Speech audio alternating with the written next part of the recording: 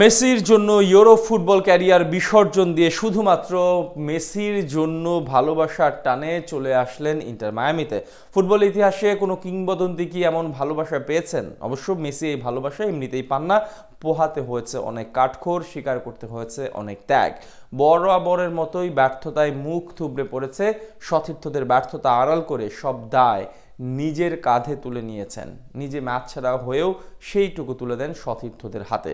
এই কারণেই নজিরবিহীন ভালোবাসা পান মেসি। সতীর্থদের কাছে মেসির এমন ভালোবাসা পাবার বিস্তারিত গল্প থাকছে রিপোর্টে। লিওনেল মেসি তার জাতীয় দলের সতীর্থদের কাছে যে ভালোবাসা পেয়েছেন, ইতিহাসে আর কোনো কিংবদন্তি কি সতীর্থদের কাছে এমন হৃদয় নিংড়ানো ভালোবাসা পেয়েছেন?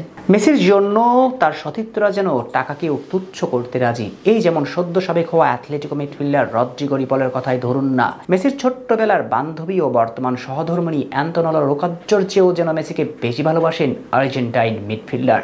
এমনটা না হলে শুধুমাত্র মেসির সঙ্গে থাকার জন্য নিজের উজ্জ্বল ক্যারিয়ার বিসর্জন দিয়ে ফ্লোরিডার ক্লাবটিতে কি আসতেন?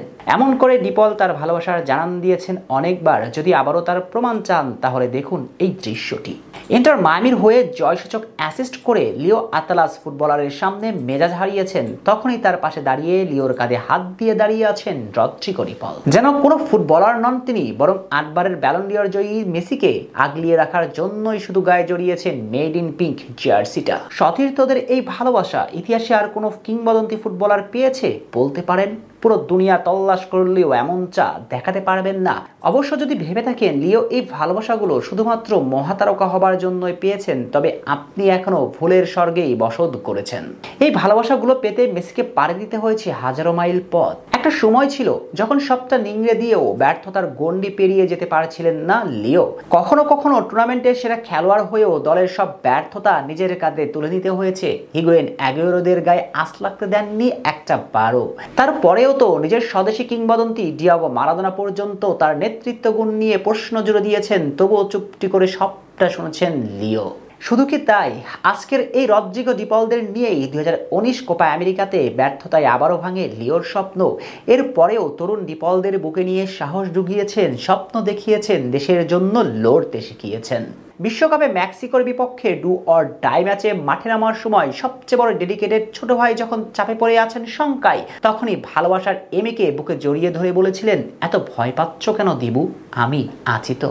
এমনকি বিশ্ব মঞ্চে ম্যাচের সেরা খেলোয়াড় অ্যাওয়ার্ড শোকেজে তোলাই যখন হয় প্রতিটি ফুটবলারের স্বপ্ন, তখন পোল্যান্ডের বিপক্ষে সেই অ্যাওয়ার্ড জিতেও তা তুলে দিয়েছেন সতীর্থ ম্যাক অ্যালিস্টারের হাতে।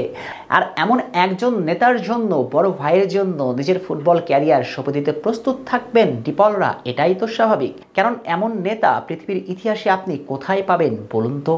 ফুটবল মাঠে বল পায়ে মেসি যেমন শ্রেষ্ঠ নেতা হিসেবে নয় তার ব্যতিক্রম। যুগে যুগে আসা ফুটবলের সকল নেতার শ্রেষ্ঠ নেতা লিওনেল আন্দ্রেস মেসি।